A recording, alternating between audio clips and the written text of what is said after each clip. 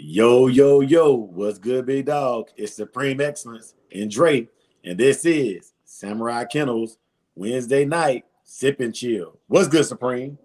Man, what's good, big dog? How you feeling tonight? Shoot, can't call it my spoiler, man. It's good to hear your voice, brother. Good to hear You, your voice. man, glad to be here, bro. Yes, sir. Yes, sir. Waiting on Big A to get up in here. Y'all know I'm smashing me some wings and some French Yeah. fries, and I got that What? Modelo That's crazy. Wait. Chelada Limon and Salt. Oh man, Yeah, my man. way on the way right now. They're getting fried as we speak. Mm-hmm. Mm-hmm. Sabrina, What's let's go ahead up, and start giving these shout outs, bro. okay, we Um, got JT in here with salute. mm-hmm. Dickie, Mother Loving Foster, JT in the building. Mm-hmm. Pardon finish salute. Hey, Vinny, it was good to see you, brother. King Smoke with him. Batman was out there with him. Hey, AQ with them brown dogs. AQ, what you know about them brown dogs? Hey. Yeah, man. Melee, I think that was you, Melee, last night on the Twins. Came through dropping some knowledge, man. Salute. Salute. Yes, sir. Viking salute, bro. Where Viking? You see Viking already? Oh, you at the bottom of the chat. So we going to opposite ends of the chat. Okay, yeah. We got Walnut in Wifey here. in the building. Yeah, yeah. Okay. Yes, sir. Pike water. What was NO like? What was New Orleans like? Big dog?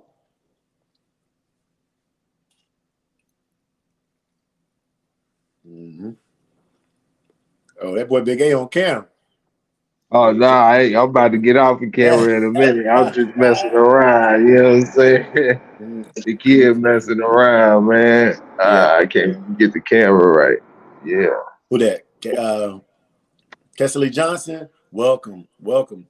And at some point in the show, Kes, is that Casely or Cassidy? But at some point in the show, you typically we'll look to see who vouched for you, you know.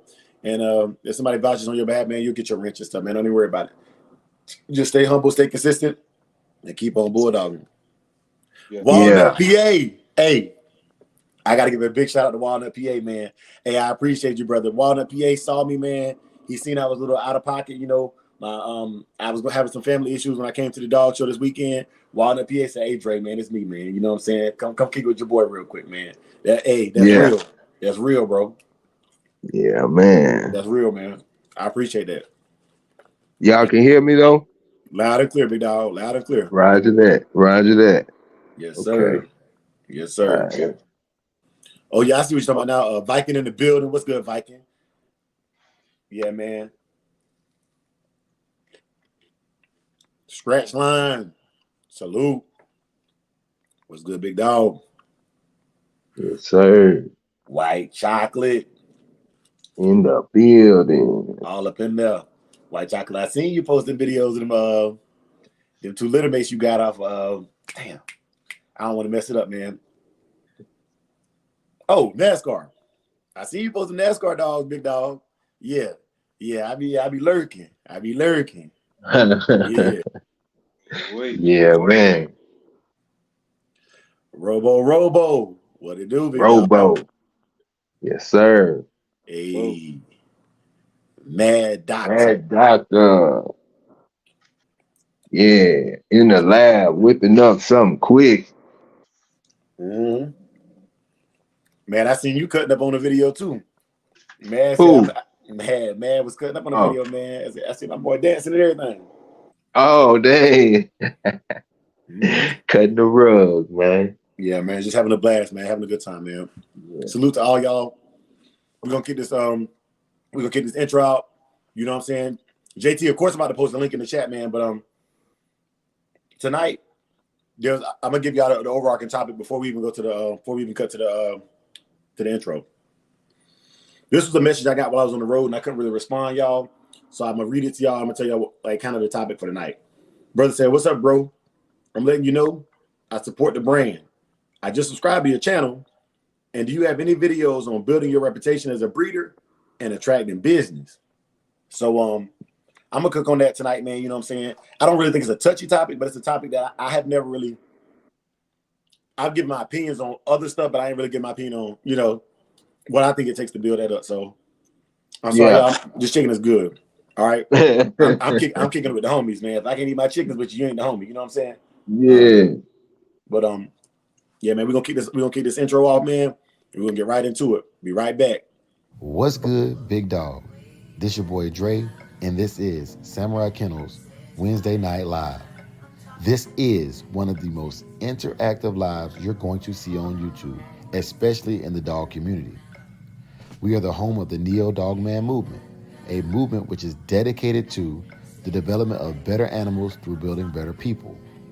We are the home of the Digital Dog Show, the Online Obedience Challenge, and a host of other competitions that allow us to get out and compete both physically and with the knowledge about these dogs.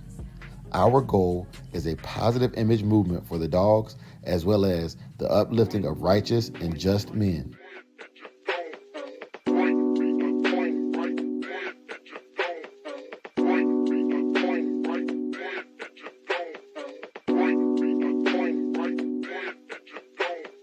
Welcome to the pit where the bulldogs reside.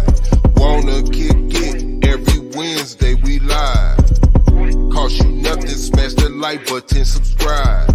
I be in the back with the chat, then my guys, members, backstage, you get a surprise. Schoolboy coming through, dropping dimes right on time. Walk 'em down Ram, cool as a fan. But if you try to scam, won't go as planned. We live by the code, that blue shoot old. Every Monday night, kick it with that solo. There go JT, represent the D. Facebook jumping like a Oak Cliff party. There go 601, gang by the ton, yeah. If you tune in, might get you some. We be the show, but he be the gun. Hell no, we ain't no wimps. It's pimps over simps. Bites so intense, grabbing dogs through the fence. But anyway, what's up, Big Dre? Heard what they say, drill instructors don't play. No, they wasn't born, they were made that way. Trust me, I talk to them every single day. Now what did I forget? It's back to the script. Oh yeah, Digital Dog Show too legit.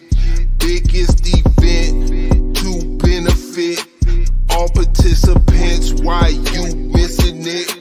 Big A signing out, Shogun paw print.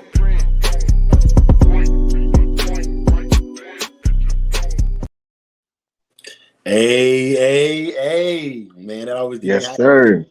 Yeah, man. Supreme Big A, y'all brothers. I'm gonna let y'all get y'all thoughts off, man. Then we're gonna roll with the script, man. We're gonna roll with the script. Yeah, man, it's your boy Big A back in here like I left my wallet and keys, man. It's you know, everything's all good right now. Just, you know, playing the background, man. You know? Yes, sir. Yeah. Man, I'm glad y'all here, man. I'm glad to be here, man. I'm ready to tackle this little topic. For sure. Hey, man, I gotta give a couple more rounds of just kudos and excitement, man. So obviously, my kids just started school today, y'all. So, you know, first day of 11th grade, you know, first day of 6th grade, first day of 4th grade, and then I got 3 of them that ain't even close to school yet. You know what I'm saying? But yeah, man. So that schooling kicking off this week, man. I did want to let y'all know that Brother 601, we were able to reach our goal for my niece and his daughter. You know what I'm saying? Their goal was to raise $700 a piece for their band students, for their band competition. Let's just say through the support of Bulldoggers and family and friends, she met her goal and exceeded her goal. So salute to everybody. Hey, Sir. I want to say thank you to everybody from last week. You know, Big A and Big Hill held it down for me. You know, I lost my uncle the night before I got on the road to go to North Carolina. He died in an actual head-on collision car accident. So my family was worried about me getting to North Carolina safely because, you know, it's just crazy, you know, when you lose somebody. But I appreciate all y'all, you know, the moments of silence, the prayers, you know, the cash apps, everything, man. Like student for life, man. I appreciate you know what I mean. Brother Greg, came on the show and helped hold it down. Y'all talked to me. A lot of y'all brothers called me while I was on the road. You know what I'm saying? Just make sure I got to the show. That was solid, man. That was solid. Yeah. And I just want to say thank you. I genuinely appreciate everything. You know what I'm saying? And we'll talk about the show. We'll talk about that show for a little bit too, man. Walnut, PA, salute, condolences. Carolina Blue, salute, condolences. CMB, we all we got, baby. Hey, let me tell y'all, bro. Hey, look. Okay, I don't know if any of y'all have been to a concert or a music concert, man. But you know how like you'll see a rapper on TV and you're like, man, I wonder if this guy really like that in real life. You know what I'm saying? Yeah. Everything CMB is on the screen. That motherfucker that in real life, bro. Hey, I'm trying to tell you. Hey, my man's don't have no fear. He is a true bulldog, man. He's a true bulldogger, man. Salute to him, man. Shouts out to Walnut, PA. I met him out there in person, you know what I'm saying? Brother Hart and Finished Kennels, man. He came out with 2 dogs. Sir Kennels was out there, man. I got to meet Rasta, man, and shake his hand, in real life. Yeah. Elevated. He tall, huh? Yeah, man. Yeah, but it's I tell you what, not one person gave me a funny vibe. None of the names I mentioned, and even some names I might have missed didn't give me no funny vibes whatsoever. Like it was you after you deal with a bunch of funny people in life, man, you kind of aware of when somebody ain't right. Didn't nobody feel not right, and if they not right, it didn't have nothing to do with the Bulldogs not being right. You know what I'm saying? Right. Yeah. Right. Yeah. Yeah. Yeah, man. Yes, sir. Oh, showing up in the building, man. I ain't forgot about you showing up. But okay. So tonight, all that game show shit, I didn't really have time to set up the show, so I don't have my little food of the week and all that stuff. Y'all bear with me. But the topic we cooking on tonight is such a profound topic. I feel like we can still get some good input, still give y'all some good feedback, and get y'all up out of here. You know what I'm saying? And once again, I'll be dropping the link throughout the night because I'm gonna say some things that you may not agree with, and you don't have to agree with me, man. This is just a question that was asked to me, and I wanted to put it out there to answer for this brother live. You know what I'm saying? And then also give y'all a chance to give y'all input because as a community, it ain't what one man say to go, and especially when it comes to basically getting into the breeding, and then setting up a customer following, right? So I'm gonna read the question to y'all one more time, and I'm gonna just start cooking. Okay. He says, do you have any videos on how to build your reputation as a breeder and attracting business? All right. Mom Duke's in the building. Hey, look, my mom came down here and rode all the way back cross country with me. You know what I'm saying? We found out that my uncle passed. My mom was right there with me. And my second oldest son, Junior, was right there with me, man. You know what I'm saying? I left them down home and went to the show by myself because when I dropped them off, I get sad. So I actually used the show to like, that was my drug to get out, to get all that stuff out my system of missing my family on the East Coast, for all that fellowshipping really, really help. Hey, so Carolina Blue, I rode right by the Ontario Middle School. I didn't even really look at it like that, bro. Because I spent most of the predominant of my time in Dublin. I went by West Bladen. I went by my grandparents' graves and laid hands on the grave and just said, I didn't get to see my grandmother be buried due to COVID. So I went by there and laid my hand on her grave. And then I was getting pulled in every direction, man. Everybody and their mama hadn't seen me in over 5 years, bro. And it was a lot, bro. It was a lot to take in. Yes, sir. But I did get to see that Dub B. And crazy thing, my godson, man, he's 15. He's a Lassane. He had his screensaver on his phone is a picture of me from the sports hallway that's still up, over 14 years later. I know Lee McCoy. Lee, hey, bro, Carolina Blue. Lee used to come to our practices, man. Lee, he had a nephew that played on JV when I was on varsity. He used to come to our practices, bro. Yeah. Lee was in the gym when we was making that championship. Yes, sir.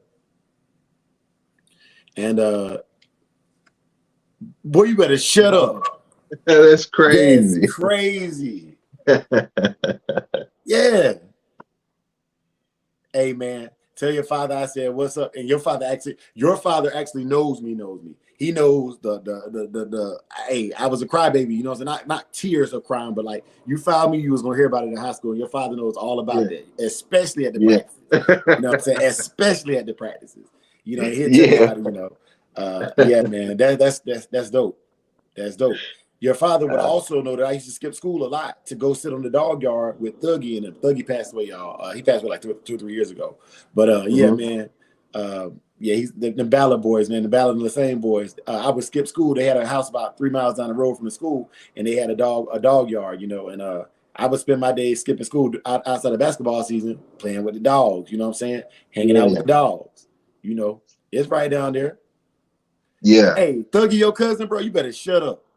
That's crazy, dude. But look, Small world, I'm gonna huh? tell you right now, bro. I'm gonna tell you right now. I went to see Hope Mills. I went to see Sack and all them boys when I was down home, bro. You know what I'm saying? They'll tell you I was 14 hanging out with 24-year-old men. You know what I'm saying? Like because of the Bulldogs. You know what I'm saying? Yeah. The Bulldogs. And it still had a 3.5 GPA. Yeah. You Yeah, man. Man, that's congratulations. Good. Good right there. Yeah. Yeah, man. I ain't see Super. You know what I'm saying? Super is his brother. I ain't see Super, but Super had a dog named Bishop and a dog named Screw. And that was two of the first real Bulldogs I seen from the Dublin area. Y'all also had a dog that was wrecking shop called a Franklin dog back in the day. I used to live at John L. Ballard's house, bro. His son, John L. Jr., Montreal, that's my boy to this day. You know To what I'm this saying? day. To this day, like, okay, man, like, see, hey, man, we can talk. Like, when I come to Carolina, I'm really from there. You know what I'm saying? Some people claim the Yeah. Carolinas. I really fuck with people from the Carolinas. Okay, so get this. Yeah. My first time staying out all night, I went to stay at John L. Ballard House up there in Butters in Bladenboro. That's where they stayed at for a long time. Trees, Thonioni, Trail. That's my goons, man. That's my Yeah. goons. Yeah. Trees like a little sister to me right now. If I tell Trees to go hit a girl, she gonna go hit her right now. Mm-hmm. Man, come on. And then Thonioni had a girlfriend. I can't remember what her name was, but she was from New York. They had a son. This nigga was bad than a mother. And when I say bad, look, Baby's kids. yeah, I'm talking about, okay, so Trayshawn was his real son. Okay, but he had another son, a stepson, and this little boy will walk up to you and get real close and then punch you on your nose, bro. I'm talking about bad, bro. Yeah. Bad. Yeah. Yeah, man. And it's bad kennels in the building. What's good, big dog? Yeah, man. But hey, Carolina Blue, man, you talking about some good people, bro. Bishop Ballard, I used to go to his church on Sundays when I was staying at John L. in them house, bro. Mm-hmm. Yep. Yes, sir. But okay. So I'm a cook, man, and you know what I'm saying? Like, I'll be dropping the link throughout the night because all y'all brothers don't have input. But I'm gonna give y'all Dre input on it. All right, so the brother asked me, building your reputation as a breeder. And I'm gonna say it comes threefold, right? Mm-hmm. There's three things that I look at for me that make me feel validated with myself that come from nobody else as a breeder. And I would even say I'm a breeder. I've only bred 3 real litters of paper dogs in my life. So I'm a person that's getting into breeding. I'm not a breeder. But in the direction I'm going, I'm gonna give y'all my story and my experiences with that. Okay. 1, building a reputation. I'm coming into a game as a greenhorn new guy, right? And I'm trying to make waves. I want to be known as somebody who has done something of value to humanity and to the breed of the American Pit Bull Terrier. So the first thing I did was I had to find the direction I wanted to go in.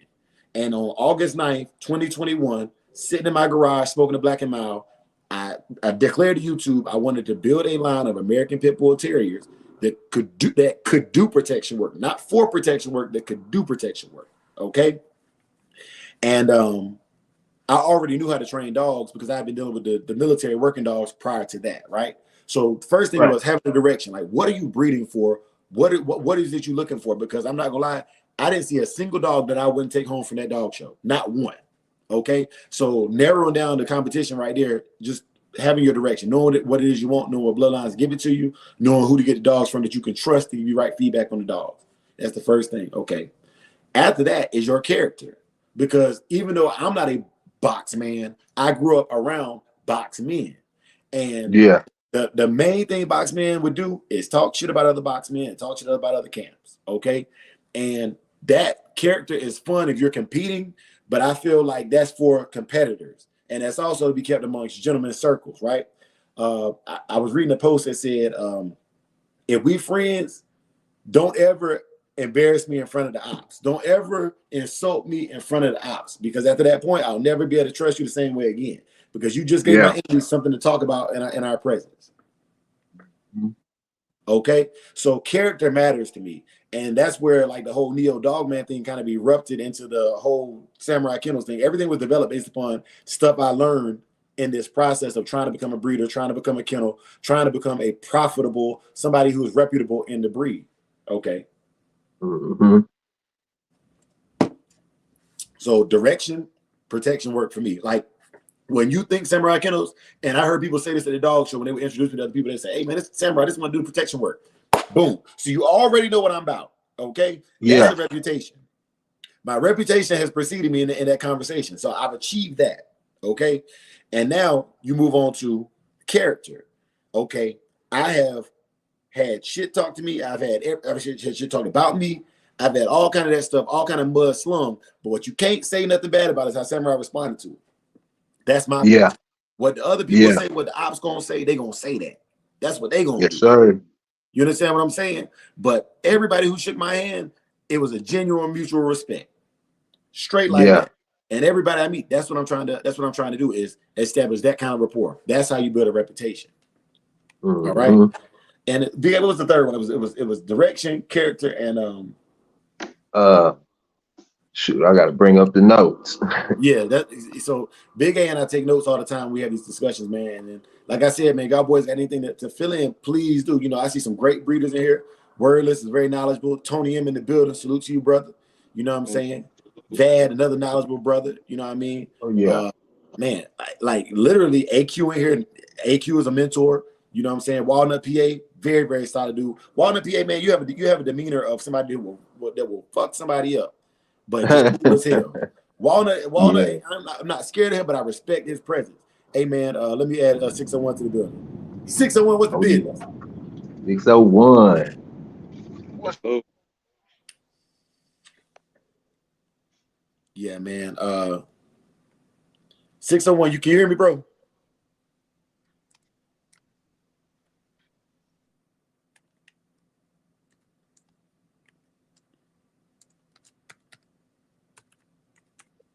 I don't know if he getting it together. Yeah, you probably getting it together right now. Hey, MKM Bottles. Hey, look, MKM, I rock with you, bro. And I when you was messaging me, I was on the road. That's why I was so slow to respond. That's why, and I just hit you up this morning, bro. But hey, for sure. MKM, another one, mentor. You know what I'm saying? Like, because I don't know everything. I ain't trying to know everything, man. I'm trying to experience and see what it's like, you know, from the people that do know. You know what I mean? I guarantee you, the first person to develop the gun, the next person couldn't just do it. He had to get some mentorship. You feel me? Yeah. You done blew your damn hand off, or worse. But yeah, man. So did you find it? The third one? It was character, direction, and what else? I'm looking right now. Yeah. You gotta give me a second. Okay. Character. Yeah. Shit, okay. Why he looks shit, I cook on it a little bit. Yeah. Go ahead. For me, what the reputation I probably would want to build that I'm trying to build as far as breeding. A person to know that I take care of my dog like to the T. So if they get one from me, then they know it'll come well taken care of, you know, just like I take care of mine. The assurance that it'll come. And then another part, you know, if you follow me, then you know I'm not really quick to jump on no fast or, you know, breed to the dog everybody talking about. You know, I really take my time. I'm kind of slow about it. So, you know, if I do breed, then you know I put my best foot forward. So if you get one from me, then you know you get my best foot forward to the point where you'd be like, if somebody do get a dog from me, they'd be like, he let a dog go. They'd be surprised I let it go, and it'll be my best foot forward, man. I give you something that I'll probably be bugging you, asking about the dog. But you know, that's kind of how I rock with. You know, I'm new to it. I ain't really no breeder like that. You get one from me, I put my heart into it. Yes, Yeah. sir. Yes, sir. Mo- Hey man, yeah, hold up, man. morality. Hey, hold up. Melee said he not playing, man. And let me go ahead and roll this commercial right after I brief y'all on this. Melee just sent that Okay. 100. Best condition is going to win $100. And this was sponsored by Melee Kennels. Tip. Hey. Hey. Yes, sir. Hey, Melee said he's serious about that thing, man. Hey, so Yes, sir. that's in there. He already said, bro, look, bring y'all asses out there. Don't be scary. Don't be scared. You're gonna Hmm. get served. Hey, with that being said, can I get a friendly side bet for the third time he asking? Hey, My third time asking y'all, can I get a side bet? Long as it don't involve shots of alcohol, man, you good to go. I don't even look. Hey, I don't even drink alcohol. hey, that's the way to be, bro. That's the way to be. Yeah, Now, I'm drinking this Modelo right now. But yeah. Big Ed, did you find the other thing though? Morality, I believe. Your moralities. Okay. So cool. And I'm gonna give y'all this moralities too, because morality leads to kennel blindness and a lot of other things. So check this out. All right. This weekend when I went home, I got to see my sister's dog, right? In person. I ain't seen this dog since it was a puppy. And when I walked in that house, that dog tried to eat me alive. Yeah, Yes, sir. Melee, you did more than stand on your word, man. And like just let them know, man, like that's the kind of stuff right there that the community is providing that you can't that your morality, you're man of your word. Word is bond. And I yeah, appreciate that, bro, because that gives more incentives to people to get involved so they can do something positive with their dogs and reap the benefits of being a good steward of the breed. You know what I'm saying? But yeah, man, speaking of morality, okay. So with my sister's dog, right, I talked so much shit about that dog. I talked yeah. so much shit about that dog. And when I got there and seen that dog is better behaved than anything I've had in the last 5 years in the house, to include my Uh, shepherd. And she plays tug and everything, man. Like, she ain't got no kind of mouth, man. She couldn't bite the wet paper bag. But you know, I was looking at things that I didn't necessarily look at before because I was worried about mouth and protection work. Oh shit, sis yeah, in the house. Oh hell. She said, "Yup." She said, "Yup." Hey, so look, so I got down there, man, and look, my sister dog, man. If I was gonna have a house dog, it has to act like Palace, yo. It has to be yeah, like, has to. And so now I would be looking at that's another trait, another quality that I would be looking at because my red boy Jocko dogs, they hard keepers on the yard. My dogs can yeah, be inside when they're supervised, but my dog, mine at my house, cannot be unsupervised in the house. They yeah, cannot be unsupervised in the house. Like these, they are real working dogs, and I've allowed that behavior because I didn't know different. To yeah, me, a working dog is a working dog. I don't care what they do as long as they do the work I want them to do. But realizing there's traits that I haven't even looked at or begin to incorporate. I see Faith and I see Michonne, Big A, and I see yeah, Supreme dogs in the house, man. And I'm like, okay, cool. That's something that I'm lacking personally, you know. yeah. I just think that where your mindset is and everything like that, that you just never applied it because I know you could do it. You know what I'm saying? It's just that wasn't your priority. I don't believe at the time. So my part of my morality is I'm not a traditionalist to what other people call traditions, but how I'm trained is what I follow. So when I was trained if you want a protection dog, you keep it away from people, and it's basically contained so that when it comes out of that crate or when it comes out of that 10 by 10, it is super like it's gonna go because it's just got pent Yeah, up aggression, right? And yeah, so what that does is that negates its ability to be well behaved all the time because that dog just got so much pent up energy, yeah. So Hmm. now that I've gone to the extreme with the energy and the biting and all that stuff, now I want to add something in there that I may not have had. You know what I'm saying? Yeah, Let me read Hart Finish's comment. Hart Finish says, "You got to showcase your hounds to get a following. Somebody got to be talking about your stock, good or bad, preferably good." Yes, sir. Yes. yeah. Yeah, and that's the whole thing about representation preceding itself. People, you never have to really speak on yourself or speak on your product or speak on what you have going on because you know everybody's already talking about it. You know, yeah, that's Hey, pretty much yeah. hey, look, Vinny. Hey, so when I was in college, right, I broke up my high school sweetheart because I met this other chick, and when I broke up with this one, MySpace was popping. This chick went on MySpace and was like, "He eats butt," and I was like, "Man, this bitch is tripping." I'm like, I can't go to school. I can't go to school no more. I can't go to. I'm done, man. And mind you, I'm in college. I can't go to school, man. They gonna laugh me out the cat. Do you know? Do you know that after she did that, I had girls all in my inbox. You know Hmm. what I'm saying? That's into that kind of shit. Now, mind you, Yeah. I wasn't just going right eating ass, okay? But because of what she put out, it drew in a different crowd. You know what I'm saying? It drew Yeah. in a different crowd because there's always somebody looking for what it is that you got. So just because this person over here hating on your program, I guarantee you it's somebody who might not publicly support you. Vinny said all them bras was tapping in. Yeah. I miss you too, sis. But yeah, man. And so I'll give you an example. So the general Bulldog community that has any idea what Samurai got going on, they know I'm into the protection thing, man. So if they over here, I'm not telling you to do protection. I'm just telling you what it is that I'm bringing to the game, right? So Yeah.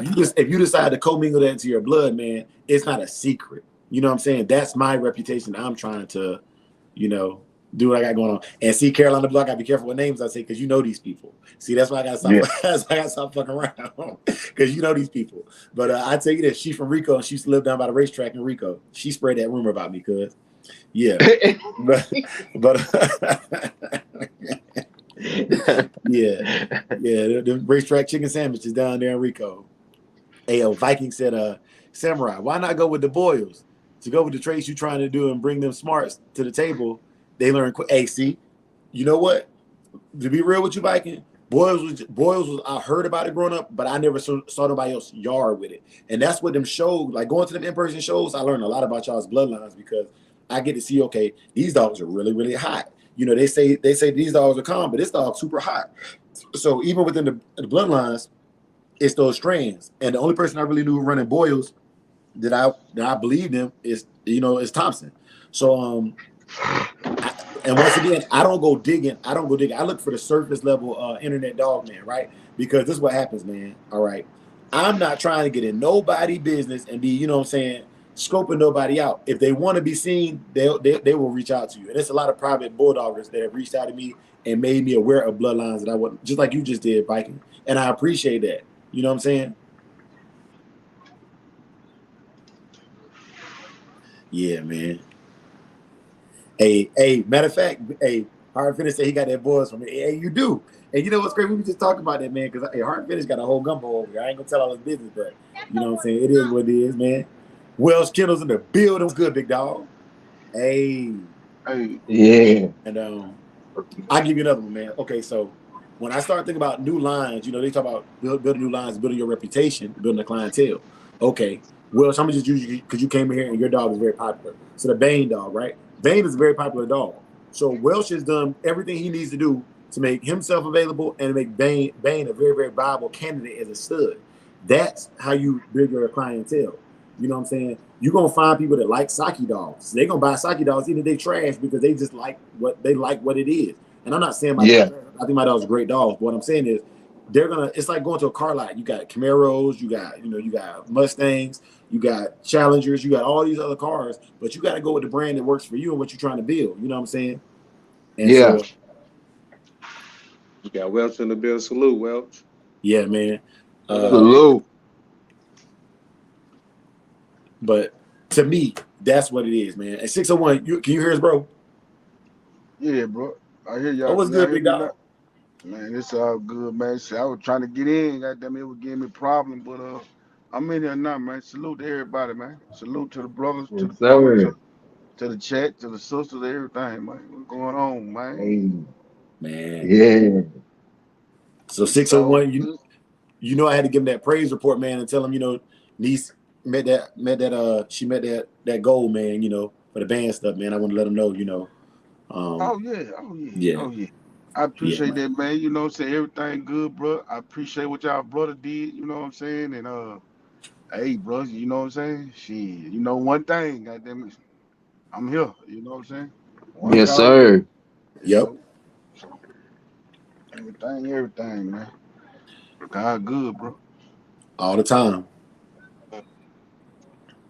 But yeah, man, I really wanted to go over that, man, that reputation and that breeding and stuff, man, because um, I think that okay, there's so many good dogs that you kind of have to narrow it down to what it is you're looking for. You know what I'm saying? And Hmm. um, everybody in this chat that has dogs can tell you about their lines, and they can give you facts, traits. Okay, I got 5 dogs off of this female dog, and all of them do this thing right here.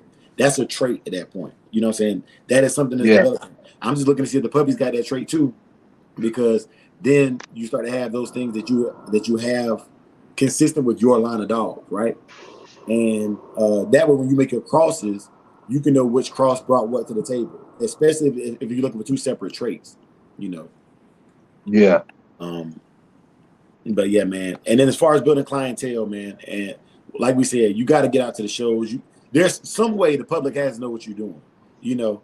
And Hmm. if you're underground, like do your business underground, man. And when you're done and you're retired, you know, after your statute of limitations is over, and you no longer violating any of those animal rights acts, anything like that, man, then you tell your story, man. You know what I'm saying? Like, don't be so anxious. It's a process. You know, you're not gonna get rich. I don't care what you do with these dogs. I don't care if you're doing protection work, you know what I'm saying, underground work, hog hunting. You're not gonna get rich in a day with these dogs. It's a process. So Tell you them again. build your line, you build a reputation for whatever it is your line brings to the game, and then you ride that reputation by being consistent with whatever it is you were producing when you started out to produce a good dog.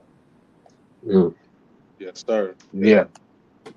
Then so as far as that and then the business part, me myself personally, I know I will have to link up with somebody else for the business part Yeah. because I'll probably be so focused on the breeding That's part. smart. That's smart, knowing, strengths and weaknesses and whatnot. Your strength would be in the yard, handling the business, you know, that side of the business, you Mm. know. Yeah. Yeah, and as far as making money, man, I think that the best things that I've done are the side hustles besides selling dogs. I'd rather sell you a t-shirt than sell you a dog, man. You know, t-shirts, Yeah. when I was doing the hides and stuff, man, like those are the things right there, man. If you're trying to make some hustle, like take your dog to the show, build that dog a name. But in the meantime, set you up a stand at that show. There was a brother out there, he was making custom hats, right? Hmm. And that's the kind of stuff you do, man, for the community, the artisan craft of it, because at the end of the day, you want to be able to offer something to the people. If they buy your dogs, they buy your dogs, cool. But man, a good dog should live 10 plus years, man. You should be buying a bunch of dogs. And then for Yeah. this conversation is for those kinds of people who are trying to build their own line. So they're not gonna be buying a bunch of dogs. They're gonna be putting their yard together, and then after a while, they're gonna be kind of closing off to the public, they're breeding privately.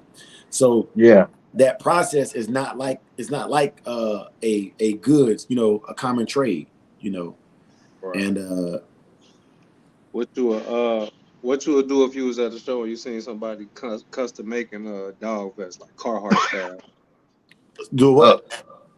sitting there like custom making it like somebody at the show and you seen somebody with a sewing machine with some Carhartt material measuring your dog, make a vest for his ass right there, come back in 40 minutes.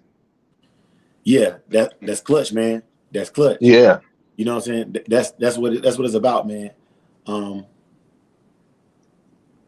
hey, hey, Hard Finish said he dropped about 300 at them tables. Hey, look, man. Hey, the boy Dre got a sweet tooth. I was fucking them frozen shaped ice cream. Yeah, yeah, man. Hey, Robo, I done seen you enough, man. Let me go and rinse you up, bro. Yeah, man. Robo, you've been consistent, bro. The whole chat wrenched up. That's the goal, man. That's the goal, man. But like I said, I vouch for Robo because I done seen him enough. Um, Yeah. You know, and like I said, if y'all coming here and y'all ain't reached up, man, you know, if somebody brought you to the channel, give them their kudos for getting you over here, man. But you know, because what the wrench allows you, you can actually block people with a wrench. Okay, so I'm putting my trust and fidelity that the right people is getting the wrenches to make sure that we keep the haters out of here, man. We keep a nice flow in the conversation, bro. Yeah. I told invited somebody over. I forgot his name, but I know if he. I seen him with the dogs over there. I was like, all right, he need to be over here with us. For He sure. popped through it. I know it's him. For sure. Yes, sir, man. No problem, Robo. And then let me read what Welsh said. Welsh said some real stuff, man. He said, build your blood, work your blood, breed your blood, and repeat. I want to see some new names in these peds. Absolutely. Yeah. Absolutely, man. Because everybody's saying they want to see something new, but it's on us to make that new stuff pop. Facts. And then Hard Venice say, if you don't have a gumbo, you just line breed or inbreed in somebody else's stock with your name on it. Facts. Yeah. You know, but like I said, that goes back to your direction as well, man. You know, some people are breeding for the preservation of the breed, and I love that. I genuinely love that. Okay, but at some point, you're gonna get so tight that you're producing an inferior product. That's just the nature of inbreeding. That's with anything you inbreed. You know, after a while, you need to freshen that blood up. You know. Hey, I ain't mean to cut you off, but man, I always revert back to what Schoolboy said, and I feel like Schoolboy said it the best. He said, "You see something you like, add it. Don't wait. What you waiting for?" Yes, sir. Yeah. And then MKM said, from a hog hunting perspective, 9 out of 10 times is planned breedings. See, that's somebody who got a purpose for their breeding. They're not just breeding for no reason. Yep. Hey, let me stop the show real quick, man, because we lost a bulldog brother, and for those of y'all who don't know, I want to say it's best of the best kennels. We lost a bulldog brother there. Some of y'all brothers in the chat know him personally. I didn't know him personally, but I'm gonna take a moment of silence real quick, out of respect for a bulldog brother that was actually at the show Saturday. So here we go. Yes, sir.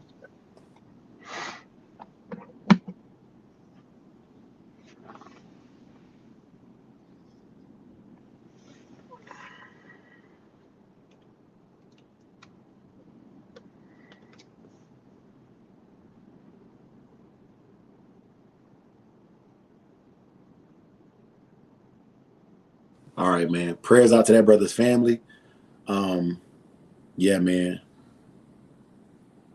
Hey, AQ said he making a new line of dogs, man. The American Brown Dog, man. Yes, sir. Hey, and there's nothing wrong with that, man. Robo said condolences all around. Yes, sir. Prayers out to everybody who had a loss this week, man, because your job, if they lose you, they'll just replace you. You know what I'm saying? Even in relationships, man, you know, depending on how young you are, you if you pass away, you can be replaced, man. But what you gave while you were here, you know, that's invaluable, and everybody deserves to be sent off appropriate. Man love to all them brothers that gave their lives to this game. Yeah. Yeah, man. Yeah, bro. Man, bro. Oh, let me tell you about this ride, man. So on this ride back out here to AZ, bro. God bless you, 601, man. Bro, that brother 601, man, put me up, bro. I got to that man's house. I missed 3 of the same left turns. I'm literally driving around in circles. I was so tired by the time I got to Mississippi, bro. You know. Yeah, man. But that's what the brothers is for, bro. You know what I'm saying? You know, brothers in Christ, brothers in these Bulldogs, man. Yeah, man. True that. And he had me feel like I was at Mama house, man. I woke up Sunday morning at his crib, bro. Yeah. That brother playing the good gospel, you know what I'm saying? We topped it up, man, and he went out, took care of his hounds. You know, I got to walk the dog yard with him and stuff, man. It was a beautiful time, bro. Beautiful time. Yeah, that's what it's about right there. Yep. Yeah. That part. Yeah, man. Yeah. 601 is very, very quiet and humble, man. But that brother is, man, that brother, loyalty is out of this world, bro. Out of this world. Sir. Yes, sir. Already, bro. You know what I'm saying? Man, you know what it is, man. From, you know what I'm saying, day one, man. You know, it's all right, bro. It's all right. Yes, sir. Yeah, Yes, it's sir, all right. man. You know, Hey, see, bro. that's why I always be trying to tell you, and you know what I'm saying, tell other brother, man, man, don't worry about what nobody talking about, man. Just do your thing, bro, and keep God first, bro. And, you know, everything else gonna fall into place, bro. You know what I'm saying? You'll end up with the best of the Bulldogs. You'll end up with a good life. You'll end up with smart kids. You'll end up, you know what I'm saying? You're gonna end up with everything you need if you just keep him first. You know what I'm saying? Don't go Yeah, chasing and worrying about what he talking about and what he say do and what they got going in they camp and they saying this is the way and they saying that's the way. And man, it's my way. You know what I'm saying? And that's what it's gonna be, you know. And that's how you know, and that's how brothers need to uh uh look at their journey, bro. You know what I'm saying? Because your journey yeah, is your journey. You know what I'm saying? It's your journey. My journey is my journey. You know what I'm saying? Now, if we fool with each other, then we're gonna keep it 1,000, and then we gonna, you know what I'm saying? We make and put something together and come up with something great. But you know, just keep your journey. You know, just worry about your journey. You know what I'm saying? Don't worry about nobody else, whatever they got going on, man. Cause I promise, bro. If you keep God first, bro, you know, you're gonna end up with everything that you think you wanted. You know what I'm saying? And more, you're gonna have too much of it. You know what I'm saying? You ain't gonna know what to do with it.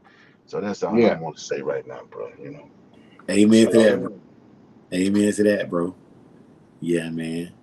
And I want to give a big shout out to Heart and Finish Kennels, bro. Um, yeah, man. The brother, man. Look, I'm trying to tell y'all, man. My wife gonna kill me. Y'all know I be vaping, but when you about to get on that road, sometimes you just need a cigarette or a Black and Mild or something. You know what I'm saying? So, hey, I said, Vinny, bro. I said, look, man. Look, all I brought was a habit, man. Let me get a cigarette and a lighter, man. That brother gave me 2 cigarettes, man, to get me right if I got on the road, man. Then I got to Mhm. my brother's house, man. You know, I had to get that nicotine in my system, man. But that was 30 hours, man. That was 30 hard. That was 30 long hours, man. But that nicotine Yep. kicked in. Yeah, man. Yeah, that nicotine to keep you up when you need it sometimes. Hell yeah. Hey, shoot, them Red Bulls ain't it. Them Red Bulls ain't it, man. All y'all Yeah. brothers is truck drivers, man. Hey, look, all y'all brothers is truck drivers, man. Hey, I swear to nuts, I can't do it. Hey, look. Yeah. Hey, Yeah. y'all got it. Y'all boys got it, man. Yeah, Shoot. man. That Newport 100 is something different, man. I'm trying to tell you, bro. Yeah. Yeah, my one of my homeboys, he real active in sports and stuff. This is like 20 years ago or whatnot. And he used to travel a lot because he's an actor or whatnot. And man, he said when I get on the road, I go buy me the nastiest cigarettes I can buy. You know, when he got those long drives, man, Yeah. because and it surprised me because he doesn't smoke at all. Like he just like clean cut everything. You know, he's like, yeah, you know what I'm saying? Oh man, he told his little brother about it. His little brother got addicted to nicotine. You know what I'm saying? Yeah. Yeah, Yeah. But luckily, I don't have an addictive nature, man. Like when I got back home, you know what I'm saying, back to my little vape or whatever, you know what I'm saying, woo woo. But yeah, yeah, man, it's the little things, man. Like it don't, people think you got to do these grandiose gestures to show somebody love, man. But that's not it. You know what I'm saying? hmm, That's not what it's about. Because it's hard to maintain that, and it's hard to maintain a relationship that's that draining. But when you have relationships with people where it's a reaffirming relationship, you know what I'm saying? Like, you know, I'm down bad right now, but you got me, and when you get down bad, I'm gonna have you. You know what I'm saying? That's what it's yeah, about. yep, yep. It's a balance scale, man. Well, Keeping everybody keep. I'm sorry, Huh? Big A. Oh, go ahead, bro. I'm on Gen 4 right now, bro. When I get down to 8, man, that thing say all Williams, all yellow dogs in there, man. I have some, but right now we still working, Ooh, bro. Still working. yeah. Mm-hmm. Yeah, man, we young in this game. Yep. Hold on, Wordley said, nah, that Lucky Strike shit had no filter. Hell no, boy. Oh man. Hell no. Yeah, man. Um, Question: do y'all smoke around y'all dogs? Yep. Yeah, I know boys that smoke with their dogs. You know what I'm saying? Yeah. Nah, for real, man. You know what I'm saying? For real, for real. Yeah, they do that shit for real. Okay. Yeah. My dog get Dude, get the huh? when I do blow the smoke, she move her ass clean out the way. She'll come right back Yeah, once the smoke move. Cause I try to blow it her way so she'll leave me alone. But she be bothering me. As soon as that smoke, yeah, right back on my ass. man. I know a dude. I know a dude who dog just sit as soon as he get to lighting the blunt or something, dog come sit next to him. Dang. Yeah, Yeah, we had a dog named Felony back in Bladenboro, man. And, we would it blow was her shot. like that.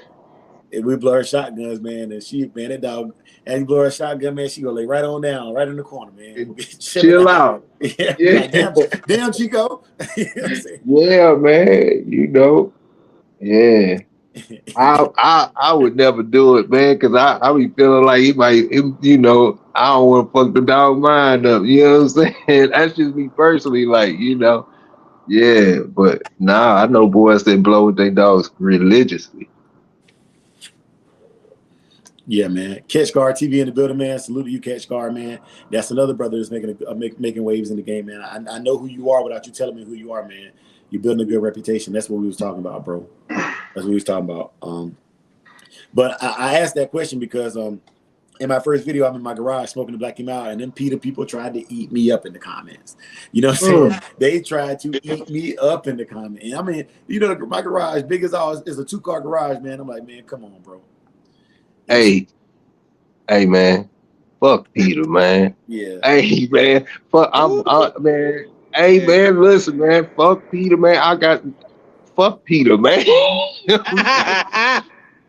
God, dog, man. I done had so many situations with them, man. And it ain't got nothing. It doesn't have nothing to do with no dogs or nothing. You know, when I had a barbecue restaurant, they were fucking with me behind meat. Like you know what I'm saying? Like you just messing with me because I'm selling meat, man. Go mess with McDonald's or See, somebody, man.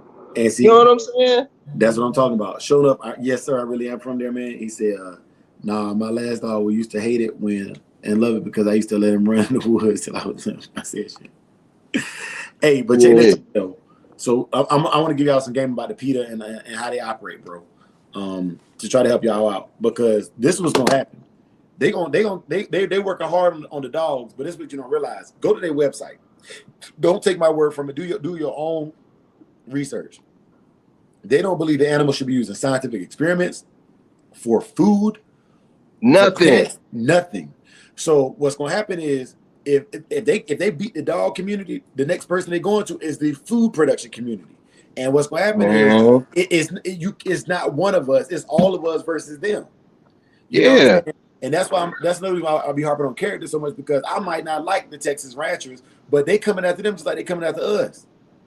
Yeah. You know what I'm saying? I'm wearing real leather. Fuck that shit. You know what I'm saying? I'm doing all that, man. They give me a bear. I want to wear me a bear skin, man. I'm not bullshit.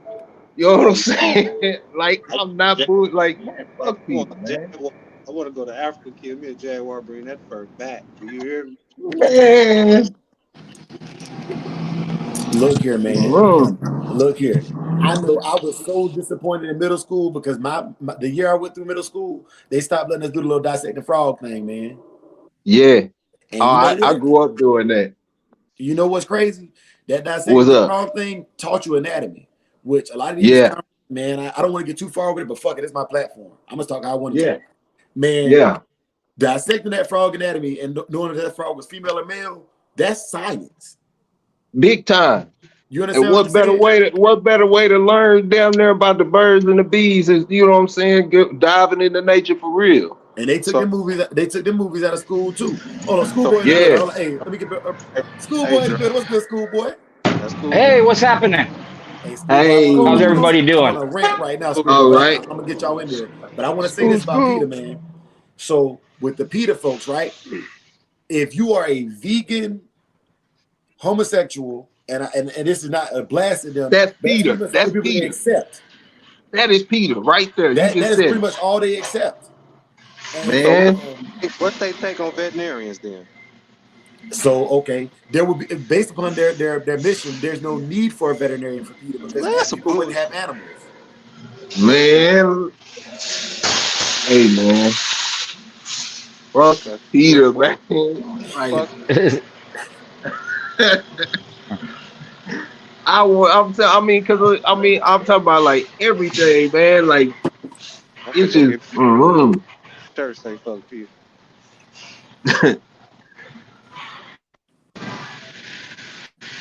Yeah, Schoolboy. you could probably search for HBO site. I think it was HBO. PETA had Mhm. a documentary put up years ago, and Yeah. it'll tell you all about them. Yeah. Mm. But you're right, Samurai. They're lunatic. Yeah, big time. And man, I'm glad you said that, Schoolboy. Big A, I'm glad you said that because I want to get this last point. This was in my notes for the videos for tonight. Okay, what I need people to realize is there's two Americas right now, right? There is Yeah. America, home of the free because of the brave, and then there's you know what? I'm sorry, I got to go back. Schoolboy, you mentioned this too. So we are running parallel with ancient Roman society, and I don't know if y'all noticed, but when they stopped fighting the wars in ancient Rome and they became soft and started like messing with little boys and stuff, Rome went to That's hell. when it fell. Rome went to hell after they stopped doing that. Okay, Yes, sir. the blood sports are not something that are pretty, but they're required to have a society that can defend itself and keep it away from other societies.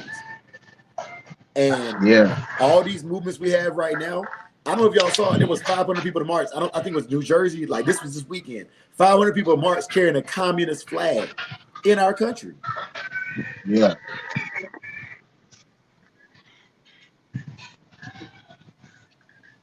Yeah, the people that do that, communist, socialist, fascist, they don't even know what the word means. Yeah. Because if it was up to them and things went that way, they wouldn't like it. Nope.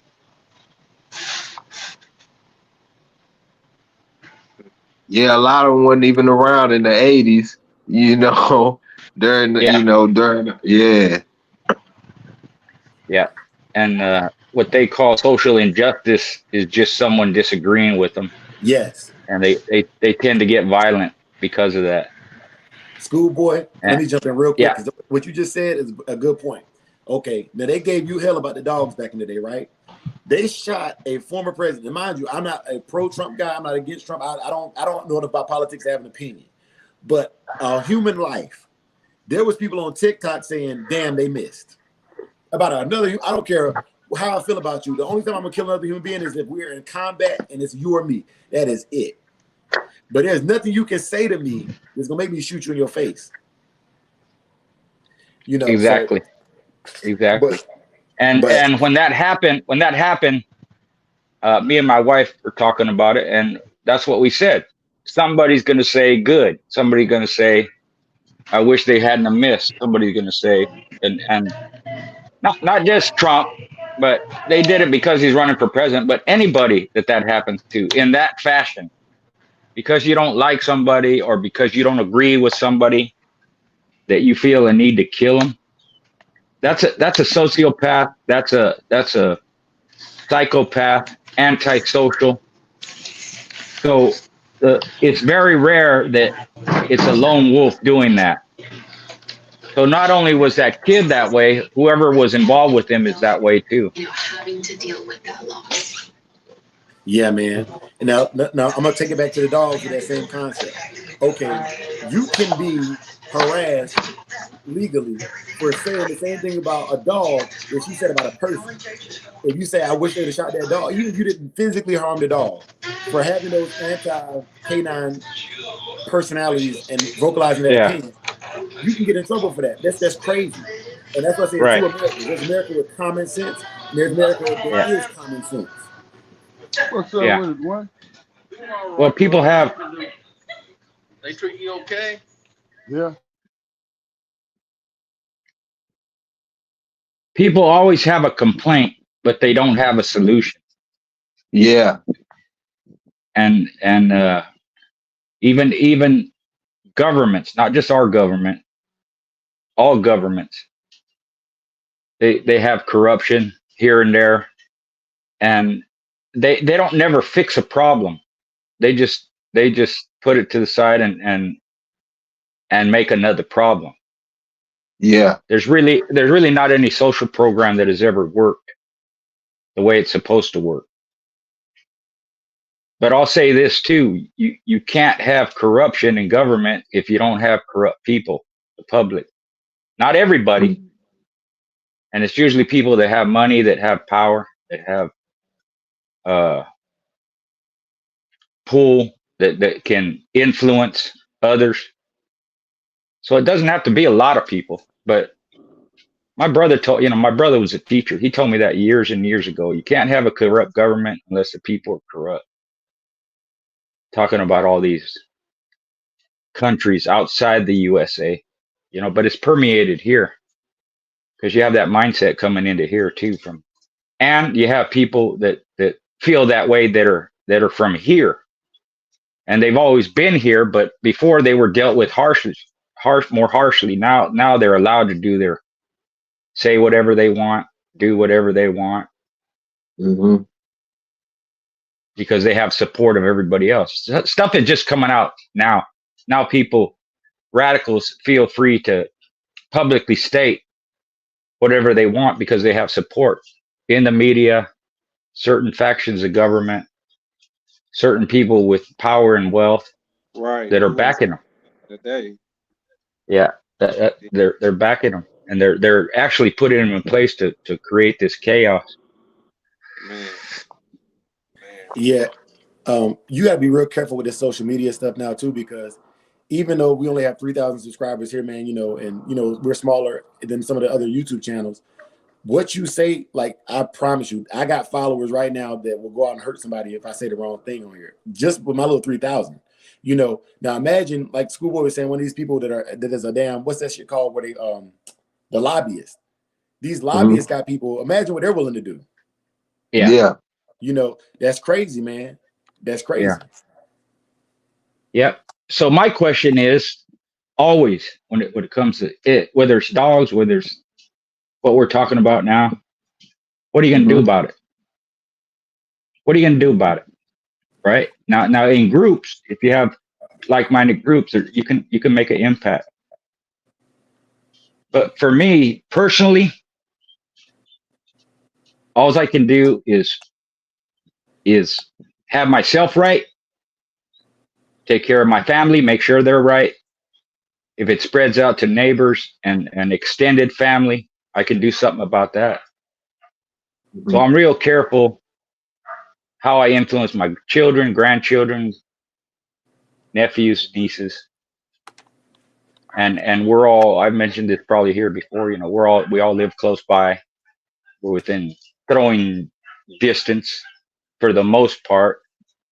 We stay in contact for the most part, and we help each other for the most part. And I learned that from my mom, my grandfather, because they lived during the Depression, and the Depression didn't really affect them. My mom used to say we didn't even know we were poor because we had jobs, field workers, we had cattle, we had land, we had food, so that it didn't bother them that way. Yeah. And that's the way I kind of look at it. A lot of this stuff don't really affect me because I'm not involved in it in the way that where, if something happens, am I going to be able to survive? Yeah. Am I going to be able to feed my family? Yeah. Take care of them, educate them, just live a daily life. And so far, it's worked. But I always remember my mom saying that. And it put in my head, well, what am I going to do about it when things goes to shit? You have to have some kind of plan. You have to be able to defend your home, your family, friends, neighbors, and you have to be able to work together to provide if somebody needs something. And so there's not too much suffering. You're always going to suffer, but try and eliminate it as much as possible. Yes, sir. Hey, so Schoolboy, you asked a very valid question, and Brother Mike asked that question last night too. And so I'll give a story to answer the question, but also I got to step my game up, and that's it's a call to arms as far as people think of most fights are won with the conversation long before they're won by physicality. The Declaration of Independence, the Gettysburg Address, all these things were words that inspire people to do better, right? And so Right. I wanted to be like, and I'm young, okay? So when I was 18, 19, the Bloods and the Crips was getting popular in North Carolina where I was from. And I wanted to be down so bad. And you know, they told me, they said, hey man, they said, you're too smart. They said, you know what we need? We need you to take your ass to school and become a doctor or a veterinarian or a military member and bring that back to the community, because if we get stabbed or shot, we need people who you're lawfully, if you work for a hospital, you have to report a stab or gunshot wound regardless of how it occurred. It has to be Right. reported to the police. But if you have doctors that have the ability to perform medical care, like if I know you, Schoolboy, right? I know you. Okay, Schoolboy was really in the woods. He shot himself in the leg by accident. I'm not going to have him in a court case because of an accidental discharge, you know. But only can people with the right medical abilities do something like that, right? Right. And so, It, go ahead, Big A. oh, it's the same thing as stitching up the dogs and bringing the dogs back. You know, same thing. You always know somebody. You know what I'm saying? If you can't do it, Hell yeah. Hell yeah. Hey, Mom Duke just sent a 5 piece through. Tip. hey, Hey. Salute to my sister and my mom, man. I appreciate y'all. But I want to get man, back to that because Schoolboy, you made a very valid point. And so this is what I have to do better, or what I have to do more of. The things I'm good at is, because of my military background, I'm good at organizing people and understanding the regulation behind something, right? right. And so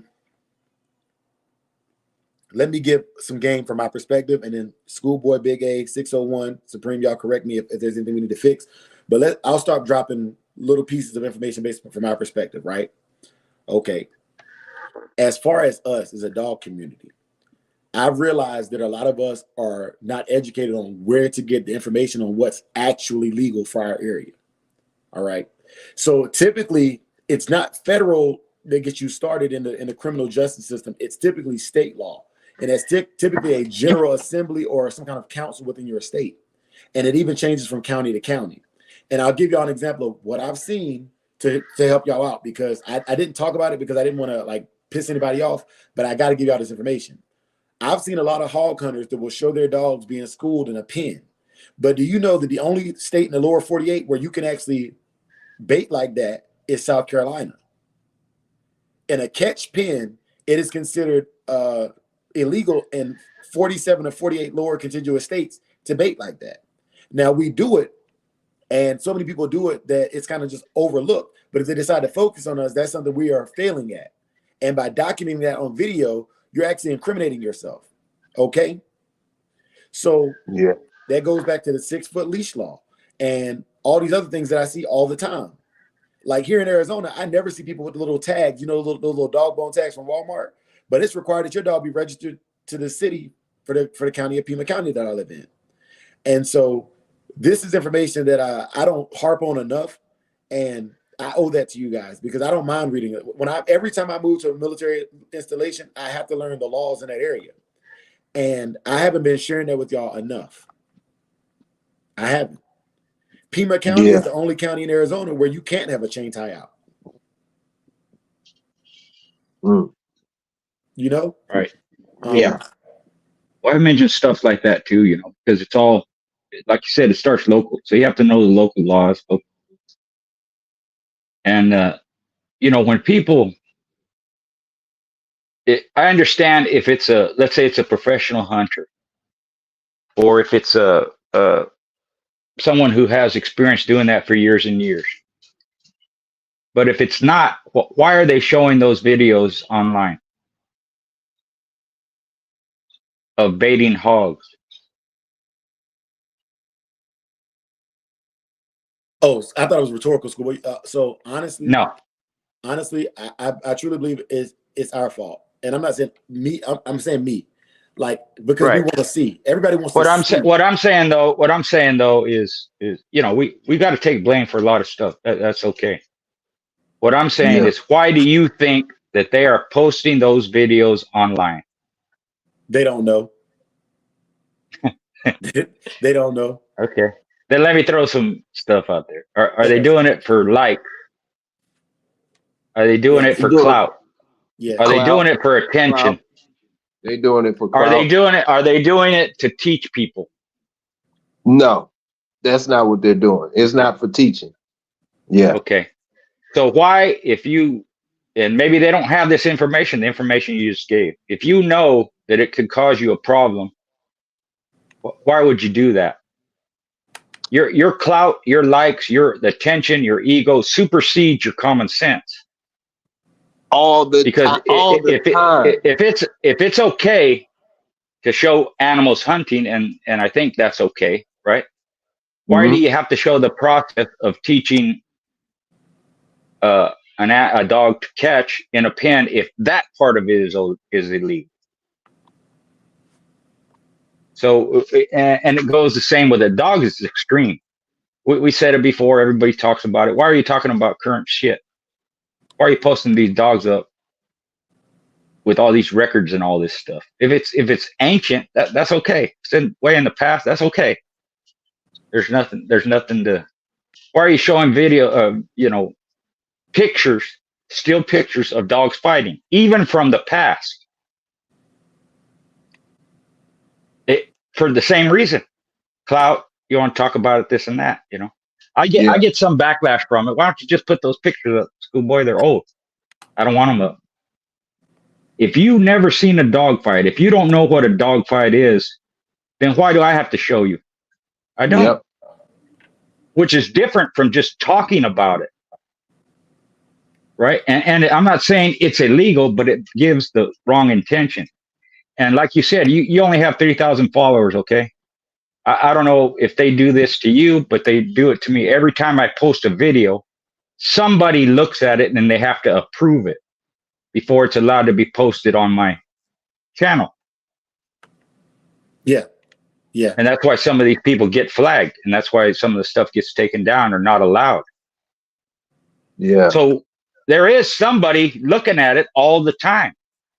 Gatekeeper. Or there's a AI that has, there's keywords that click on something or let somebody know that this word shouldn't be used, or somebody said this that they shouldn't have. Now they use the word unalive, right? Yes. I guess the original word is it's not acceptable anymore, whatever. So it's things like that people don't realize that attention can get you in trouble. Yeah. So you have to be, I've said this 1,000 times. I don't have dogs anymore. I don't. I swear on a stack of Bibles, I don't own a dog. But if I had one, would anybody know? Would anybody know if I had a dog? Nope. That's the thing, man. Yep. They wouldn't. Yep. So as long as you understand all this, what you're talking about, Samurai, knowing your laws, how to keep them, be cognizant of what you're showing, what's in the background, what's around, the dogs are healthy, fed, this and that, you won't have a problem. But if you stray from that, you're going to have a problem. Yeah. And the problem might not be today, might not be tomorrow, next week, next month, could be in 2 years, 5 years. And they have all this information on you that they can use against you and they'll hit you when you least expect it. And if you don't have a lot of money to fight it and a good lawyer to fight it, it's going to cost you. Whether you go to jail or you don't go to jail, it's going to cost you. It could cost you your family, could cost you your job, could cost you your house, your car, your livelihood. It could cost you. And all it takes is a little common sense to understand what you should post and what you shouldn't. And it's funny because you can talk about stuff all day long, but when you putting visuals up, that changes the game. Yep. Right? Because, you could say something and, I fought a dog. Okay. When? 30 years ago. But if I put a video up of a red dog, just showing a dog, and I say I fought a red dog, some idiot's going to make a connection or try to. You're talking about dog fighting. You say it's a red dog, and then you put a video of a dog. It's red. It might be a problem. Yeah. So even the way I word stuff, I'm cognizant of it. I'm careful, and it's not like I'm worried or panicked. I ain't scared of shit. I've been all over the place. I don't look over my shoulder. I've been in some bad places within the dogs after what I used to do in the past. I'm talking about judging shows, places in Panama, Honduras, in Mexico, in Northern California, bad areas, judging dog shows. And when I go out of the country, there's been 2 or 3 times where I'd have to have armed guards just because of the atmosphere there. But I don't worry about it. I'm there to do a job. Never had a problem. They feel a need to protect me. I'm good with it, and I appreciate it. Yes. So it just there's a lot to it, but you can't be scared to live either, because then you'll be like you're in the dark. You never want to come into the light, man. You just, live your life, man. Take care of your family. Take care of your job. Protect them. Think about what you say before you say it. If you and your topic today, being a recognized breeder and this and that, if you have accolades, if you have a product that somebody wants, you don't have to boast. You don't have to embellish it. People will come to you for what you got because they want it. And it's generally because somebody else got something from you and they liked it. And they tell other people, I got a good dog. I got a nice pup. It was healthy and dewormed. Didn't have no problems and doesn't bite people. And it's intelligent. I can do this with it, that with it. So Yes, on sir. the subject also of your topic, how do people value their dogs? Put a price tag on it. What measure are they using? It's generally just a pedigree. There's nothing I would buy if I didn't know, if I really liked it, whether it's guns, whether it's vehicles, whether it's a house, things that are significant, I'm going to know everything about it. If I buy a house, I want to know if it's in a flood zone. I want to know what the rules are. If it's out in the country, I want to know if there's a well. I want to know if there's electricity going to it. If there's not, what would it take to bring electricity to that property? Can I put houses on there, or is it zoned different? So if you don't do that when you buy dogs that we hold so high, in such high esteem, and we consider valuable on both ends, the person who's selling them, the breeder, and the person who's buying it, you don't have all this information, then what's the exchange? Is bred a certain way. That's it. Yes, sir. I don't hold a lot of value in that, honestly. Not as far as the price of a dog goes, what it's worth. True though. So I don't know if I got off topic or what, but No, I was listening to you earlier, and you were making some good points. But that's what I got when you started out. Oh yeah, whoever did the song and all that, thanks for including my name. Thanks for posting it, Samurai. Angie got a kick out of it. She liked it, man. Had my name in there. So I appreciate it. Thank you. We appreciate you, schoolboy. Genuinely. And I started thinking, maybe I could add something to that. And that's what I thought. How do you value your animals? So, schoolboy, I do want to answer that question from my perspective, right? I would say that when I have a puppy, right, just a puppy, I would say about $500 is what I would say the puppy for basic vaccinations and your registration paperwork. And I give a little package, a little towel and some other basic things that come with the puppy when I release a puppy to another person, right? Right. But one of the things that I was taught, and Big A's gonna get mad at me for sharing this, is I will probably never let a puppy go before it's 4 months old again. And the reason for it is I want to see what value the puppy brings to me as a person, what I value. Does the puppy play well? How social is it? And how many things, how many activities can I get involved in with this puppy? And for that would cause me to adjust my prices. If a puppy runs the mill and runs the email and walks very well and is well behaved in the home, and he does even like just he's fun to play with. He's fun to tug because he likes to tug, and he'll work nonstop. That puppy would hold a lot of value because I know that the person getting this puppy can get involved in a lot of avenues. They can do weight pulls, they can do slab mill races, they can do confirmation. And each one of these attributes adds to the value of that dog. But that's me. That's how I see the value before I pass it to the next person. Right. You Good. can't really, yeah. Good, because now look at it this way. Those are what I call standards, right? Mm-hmm. You have certain standards for a 4-month-old puppy. So that's what I would express to people. And then again, if that pup does what you said it's supposed to do, and that pup has a certain temperament and behavior that you say it has, and they get it and it does, they're going to tell somebody. That's how, regardless of how much, online stuff or how much technical stuff there's out here, word of mouth still holds a lot of weight. It does. Whether it's on a phone or whether they type in a message or whatever, that's how it gets around. So I would base it on that. And I've mentioned that before too. If it's a young puppy, 8 weeks old or whatever, even 12 weeks old, a person should expect to get a healthy puppy that's dewormed, has a pedigree that's true, no skin problem, no weird ass problem, no health problems.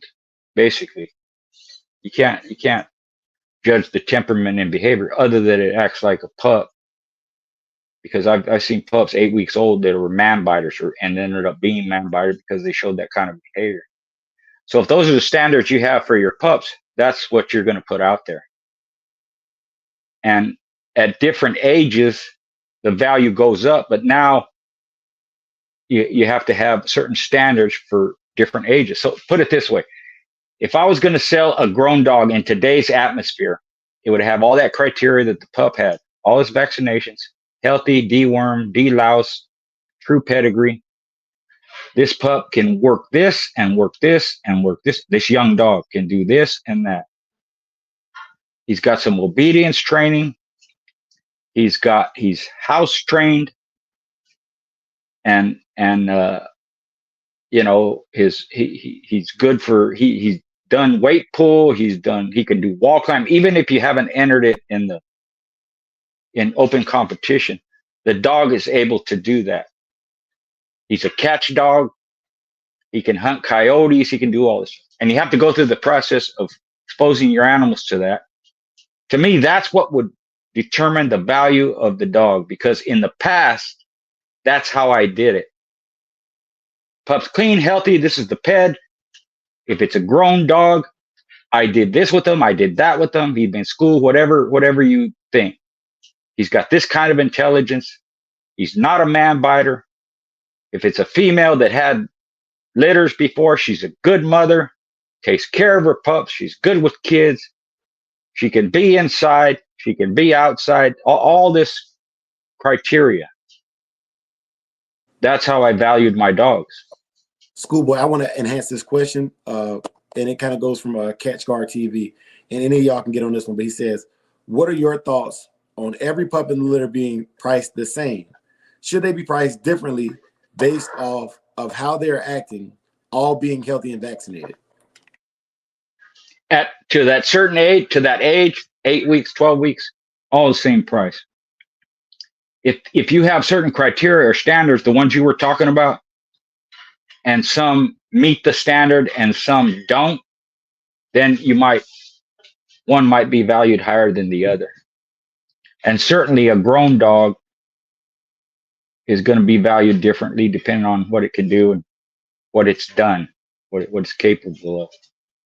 Because again, in the past, that's how I valued my dogs. If it was rolled one time, that's what I told him. He did this and that. If he was schooled out, price goes up. And even in that case, I said this before, people don't like it. I didn't guarantee nothing. But at the same time, I never had anybody return nothing to me. I never heard a bad word out of one of my dogs that I cut loose from my yard, whether I sold it or whether I gave it away, whether it was a pup or a young dog or an adult. Because I had them standards that I followed prior to all this with several generations of breeding behind them to make sure these animals were uniform and consistent in certain things. But you also have to tell them the negatives. Some of my dogs could be shy, not timid, not scared, but a little bit shy. Some of my dogs were destructive. They chew their house, chew their bowl. So you got to tell them the good plus any negatives that go along with it. And you have to be familiar with the bloodlines. You have to know the parents, grandparents, as much as you can, great grand, all the way back as far as you can. Whether I saw those dogs in competition or I competed with them, or I'm familiar with the bloodline and it's consistent with these traits, that's the information people want. So the good thing about what I did in the past, which is illegal now, is you can take those same standards, apply them to today's time with legal stuff, and you can value your dogs that way. So let me ask you this, schoolboy, because these are some other intangibles that I've noticed with transporting puppies that I didn't value until it happened to me. Growing up, my first 30 years of life, I never had a dog get car sick on me ever. And the first time it happened, it pissed me off because it had never happened before. So now with my puppies at 4 weeks and 6 weeks, I start riding, around the neighborhood so I can even know those things, and these are, Though something like that. And here's the thing, and I don't know the science behind it, but I'm sure there's science involved in it.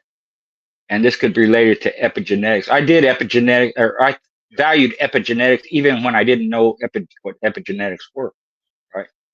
But those things that you do with your dogs, they become genetic within the animal. So if you take your pups when they're very young and you ride them around all the time, ride them around all the time, ride them around all the time, you do that with every litter, every pup like that. Eventually, that's going to be inherent in your line of dogs. They don't get car sick. Now you're going to have one maybe every once in a while that does. But because you've been doing that generation after generation, then that's going to be inherent in your dog. Just like some dog, I don't know if anybody's ever had this before, but you get a grown dog from somebody and you throw it on the mill, it starts running the mill. And you call the guy, have you ever put him on the mill? Nope. Why just put him on the mill? And he just started running like he knew how to do it. He said, yeah, all my dogs do that. They're born to it. They won't have no problem getting on a mill. Yeah. So how does that happen? It's in the family. It's in the genetic code. And so in my mind, you could do that with anything. They could all be weight pullers if that's what you got. Now you're breeding weight pull dogs. And they all have a propensity to do that kind of work with just a little guidance, or naturally they just get on there and pull because it's in them. Again, we're talking about the value of a dog, how to be a good breeder. Most people don't do that. It used to trip me out, man. You start off and you hold these people in high regard and you respect them. You should always do that. But you start to see which ones are real dogmen and which ones talk like real dogmen. Just like I've used the term recently, a lot of people breed dogs, but a lot of people ain't dog breeders. They ain't breeders. They just breed dogs. So why do you have them? Why are you breeding them? What do you expect out of them? What are you trying to do with them?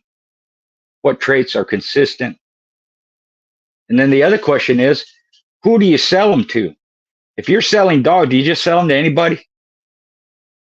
Or do you, what's that word they use? Do you, do you check the potential buyers? Do you vet? Is that the word? Do you vet them? Yeah, Schoolboy, can I chime in on that real quick and give you another example? Yep.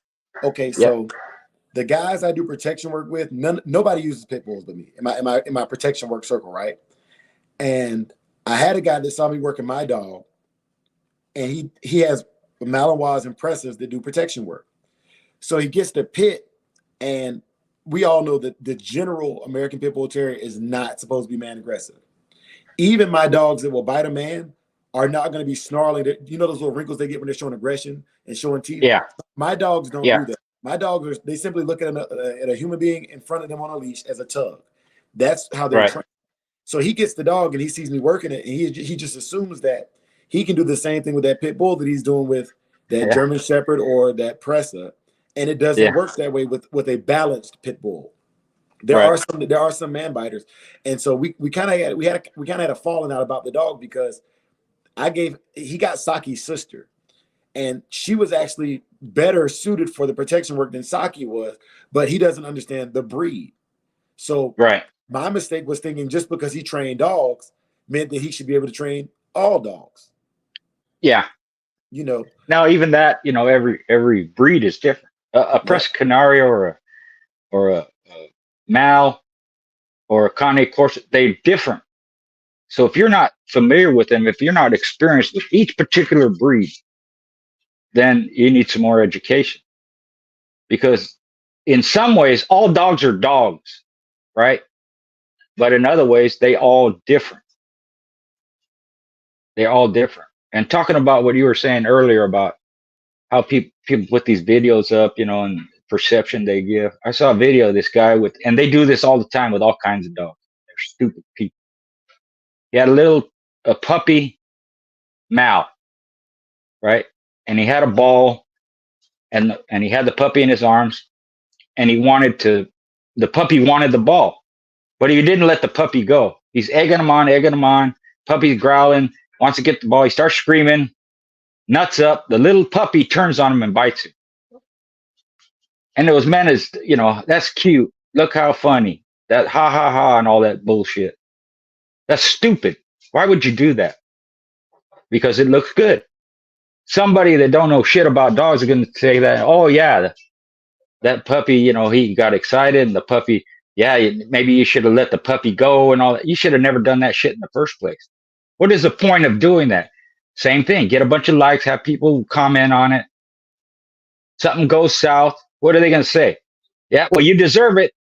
Yeah, you deserve it because, you know, the puppy, he wanted to be let go and you didn't let him go. So you got what you deserve. Bullshit. I don't care what dog it is.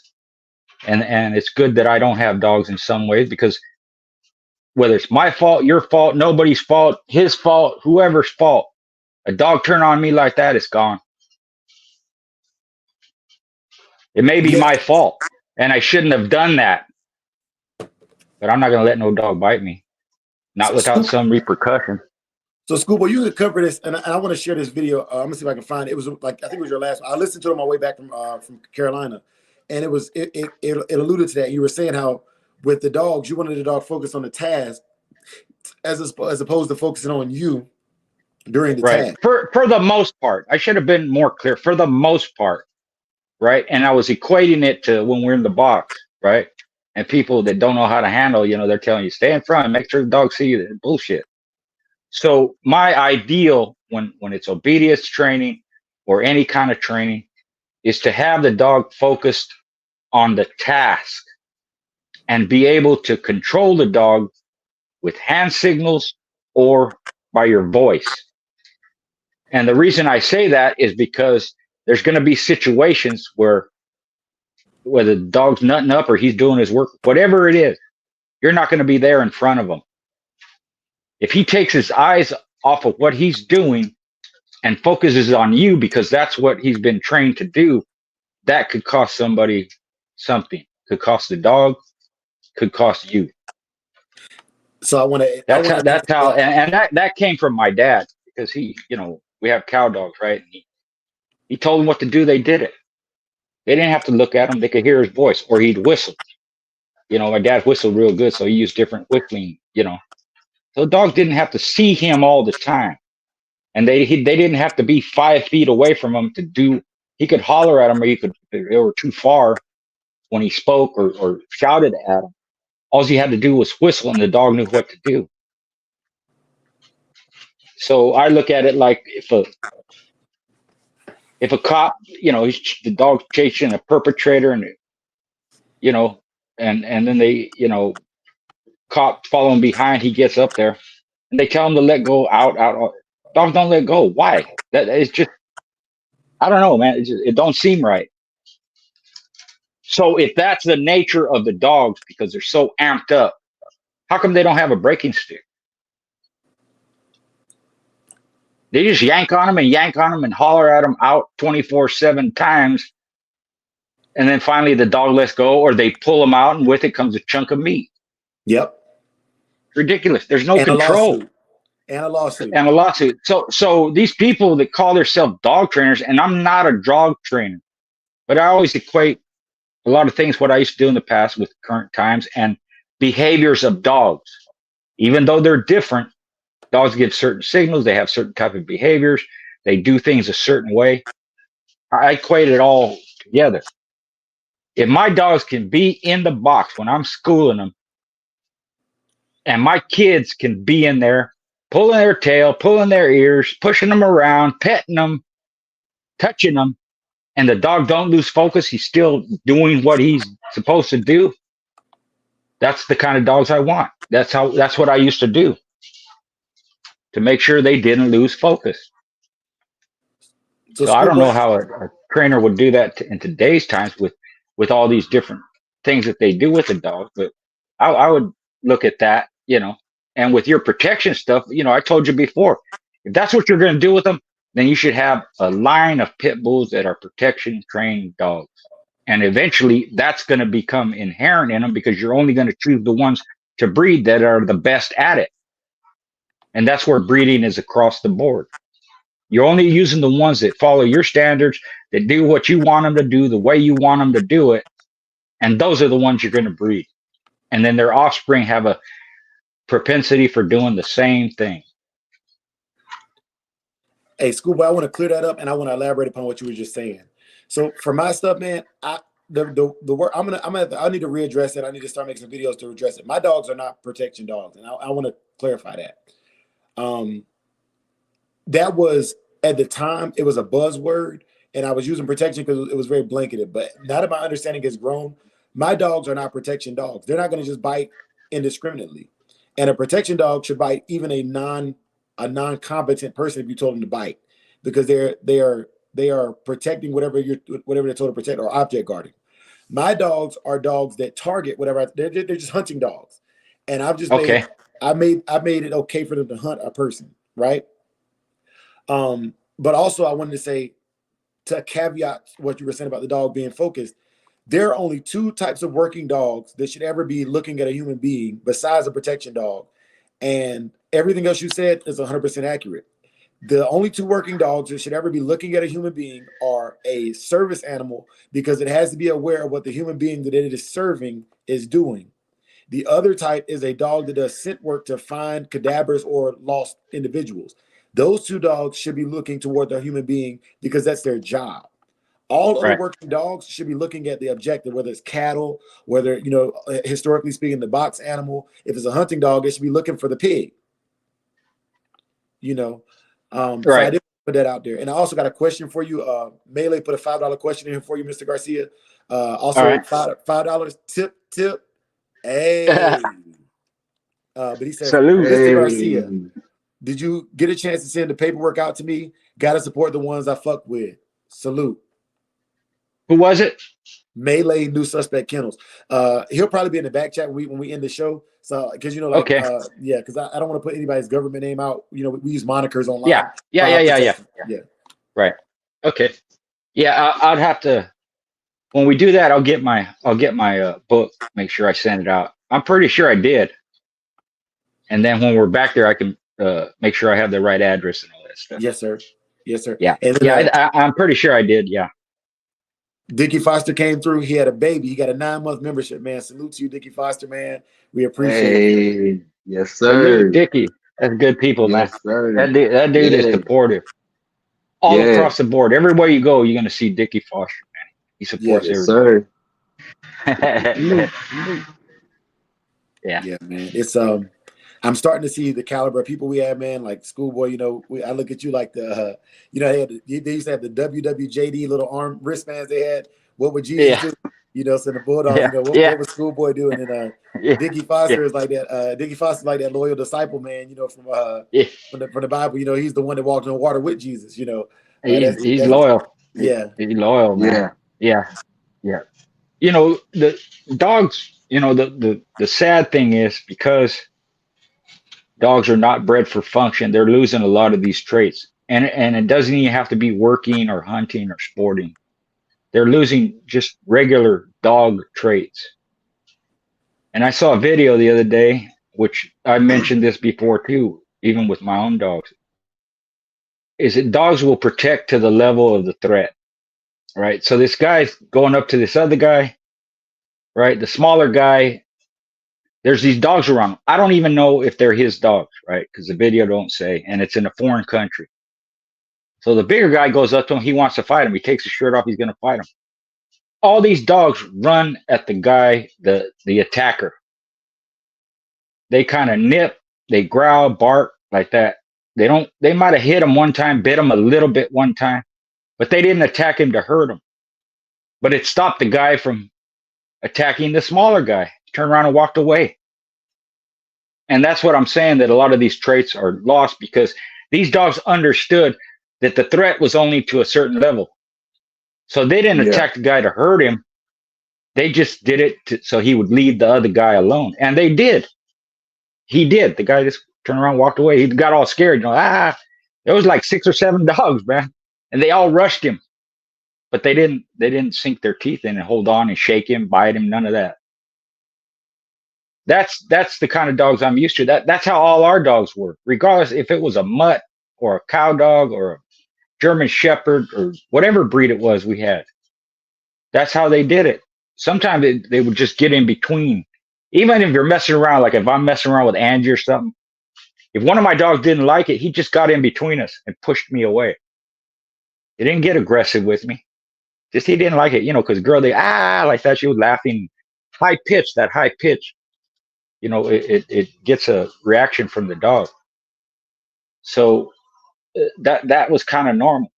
And what I'm seeing today is just dogs ain't even acting normal in a lot of different ways because the people are not familiar with dogs. And then you have some, like I said, with that guy with the little mouth pup. Why would you do stupid shit like that? Why are they getting in a dog's face and barking at him, trying to get a reaction from their pet and growling and showing aggression or punching them for no reason? All this stupid shit they do, man. It screws the dog's head up. And if a lot of people are doing that, and if breeders of all these dogs are doing it, that's going to become inherent in the dog too. All this funky behavior and all this bad behavior and weird shit that I never seen dogs do that because I wouldn't do that. I would never get in a dog's face and growl at him. Again, that's just me. Maybe I'm old fashioned and I'm in the past and none of this shit is valid anymore. nah, Schoolboy, But that's good sense. And I'll tell you why but that's good sense. You know how we use in the protection game, we use the table with the back tie.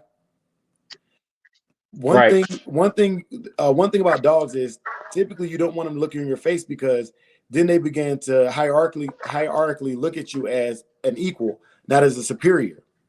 So right. getting down there like that is teaching the dog that human beings are equals, which means now the dog has permission to discipline a human being who he sees as a beta to him. Yeah, yeah, yeah. Or they see it as a threat or a confrontation. Yes. Right. A dog should never look at a human that way. You know, we didn't even, I said this years ago, we didn't even discipline our kids in front of the dogs because I didn't want it to get in the dog's head that if the kid misbehaves, if we ain't around or if we're 30 feet away, the dog might discipline the kid. I don't know if that's even true or not, or if that It would is. happen. I just didn't It want is. it to enter in their head. So if I had an issue with my kid in front of the dog, I took him to the next room, or yelled at him over there or something. Right? We were just cognizant of that. And Angie So, didn't discipline the damn kids anyway, so they got away with a lot of shit, so for the dog trainer world up at Schoolboy, we call it pack structure, and that's what it sounds like your dogs had, was a pack structure. They understood your pack, and even though pit bulls are not pack animals, they understand other dogs, right? And so one thing I do consistently is when I come home from work, I greet my family in order of rank, my wife, and then my kids in age, and then the dogs in age or dominance based on the dogs, like how I want my dogs to interact with each other. So Right. when you do that, especially if you're a close person with your dog, they look at you as the alpha, but they look at themselves as the beta, and everybody else is the omegas, right? And a lot of people mistake animals for having the same psychology as people. And even though I love my dogs like family, they're still dogs. Right. And what it Well, sounds like, you have a healthy environment for your dogs. yeah. Well, I'll say this: you have structure, and whether you're a child, whether you're an adult, whether you're a dog, whether you a wild animal, predator or prey, there has to be structure within the species. And if you involve a different species, they have to be part of that structure. So I salute you for that. That's a perfect way to do that. Because the dog has to know, not only is he below you and below your wife, he's below your kids, which that's the way it should be. Oh, and one other thing, feeding as well, Schoolboy. When I feed my family eats, and before I eat my dinner, I'll go outside and feed the dogs in order of age, because food aggression, one, comes from scarcity, but also comes from pack structure. If I feed a younger Right. dog before my older dogs, that older dog says, hey, he thinks he can eat before me. Even the Yep. alpha wolf and the alpha female eat first in the pack. They And do. They let the pups. And not only that, they get the choice that they want to eat. Yeah. Right. Of the animal. They what they want. And nature dictates that. So one day one kill, they might take a shoulder or chest, right? Mostly meat. Another time they might go to the belly, the bowels and all that, The nature dictates that. But it's a pecking order for a reason. There has to be structure because everybody has to be in line. It's just like the military.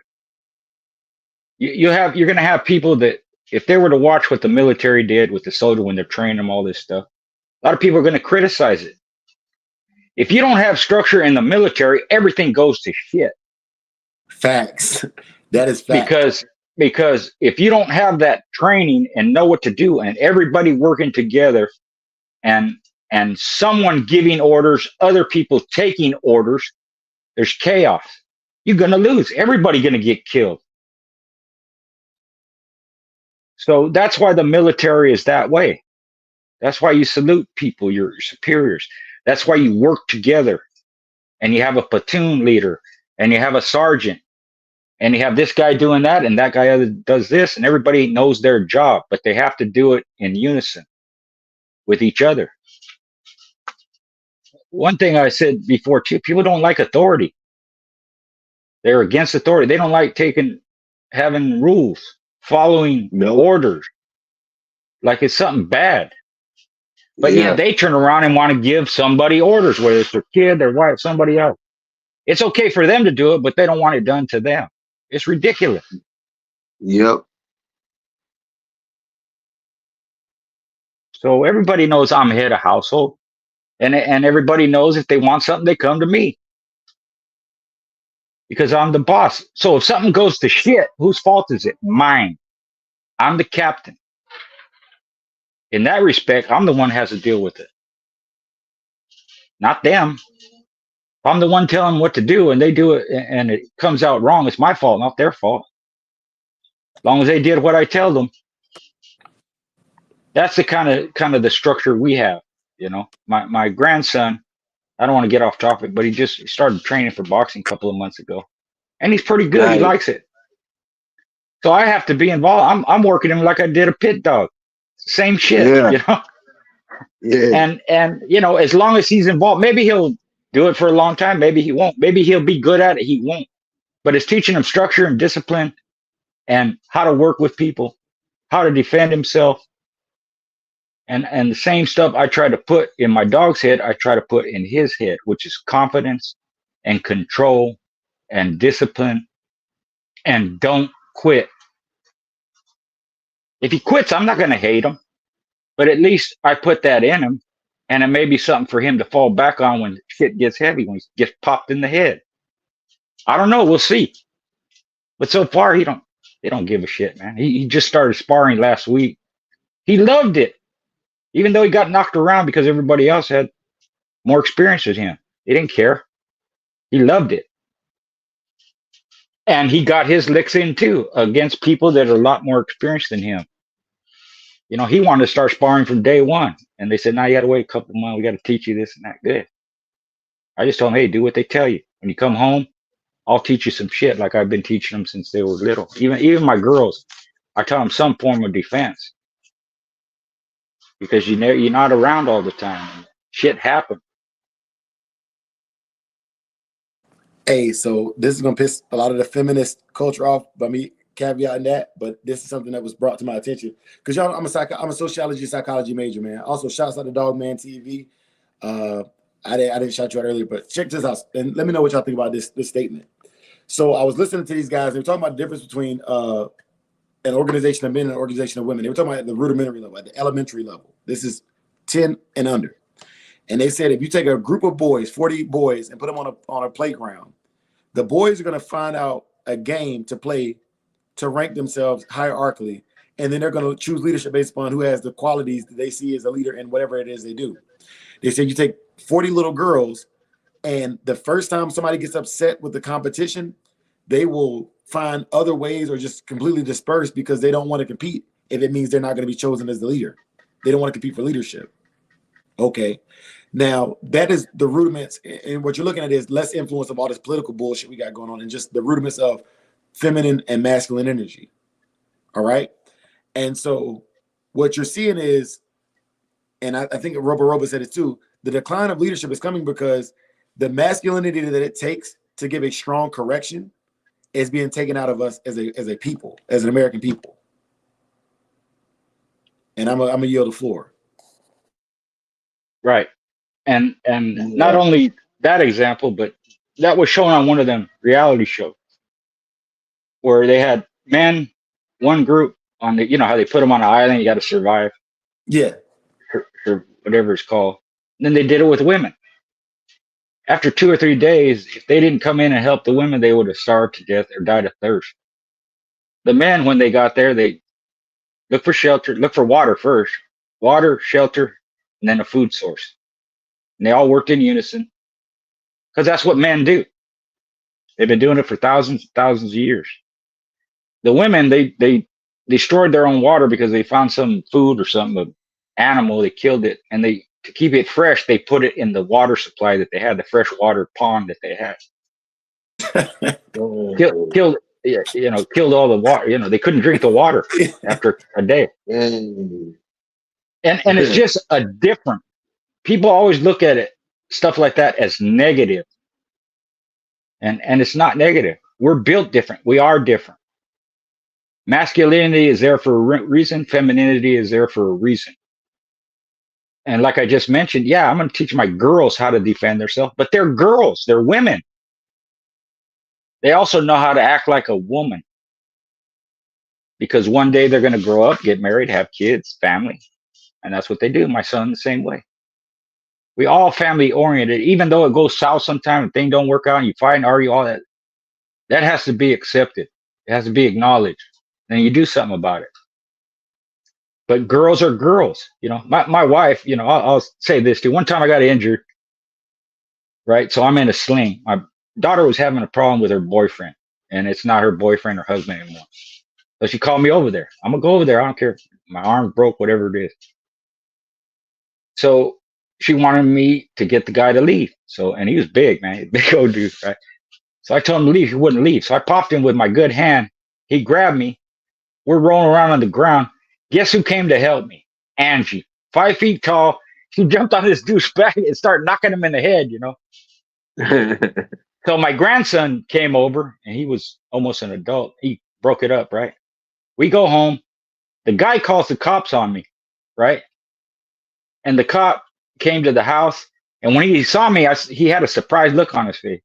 He said, you're the one who was fighting that guy? I said, yeah. He wouldn't leave, this and that. And he said, that guy is pretty big. I said, yeah. He said, how old are you? I said, I'm 50 something, you know. And your arm's in a sling? I said, yeah. And he goes, he told us that 5 guys jumped him, you and your family. Or I said, no. I said, you know who jumped him? That lady right there. He goes, her? She's 5 feet tall, man, 130 pounds. You know. He goes, well, do you want to press charges? I go, no, I ain't pressing no charges. And he left. But that's what I mean. You know, my girls are tough, but they're also women. Yeah. They're ladies. They don't dress showing their tits and their ass off, and they don't, you know, in public they don't talk like a sailor. You know, in private, yeah, everybody cusses, right? Yeah. But they know how to act in certain circumstances. They don't disrespect older people. And when my friends, you know, when we used to have parties, all that, you know, my wife served them, the girls served them. And, you know, we're like you, we feed the kids first and all that, you know. Even that gets, you know, twisted. But it's just, and I'm not saying my way is the only way or the right way, but you have to have some kind of structure, some kind of rules. Yeah. Somebody has to be the boss, but the boss also has to take the shit when it comes down. Can't be turning around if you're in charge and blame it on your wife or your kids if something goes wrong. It's your fault. If you want to be the boss. If not, then be feminine. See how that works. Yeah, man. So y'all, I'm sorry to do this to y'all. We about to hit the 2-hour mark, and I'm on 5%, and I want to get in the back chat with Schoolboy when we get out of here. I'm gonna post the link one more time. For those of y'all who might have questions for Mr. Garcia, he accepts Cash Apps to answer questions. He makes videos specifically to answer your questions for the Cash Apps. All right. Obviously, he does a lot of things for free for the community because he's just that nice of a person. But at the same time, man, this game is meant to be sold, not told. All right. So I'm gonna pass the mic around to all my brothers on the panel so they can give their parting remarks. Schoolboy, you forgot to mention a lot of things last show, so make sure you mention your Patreon, your channel, All right. all that stuff.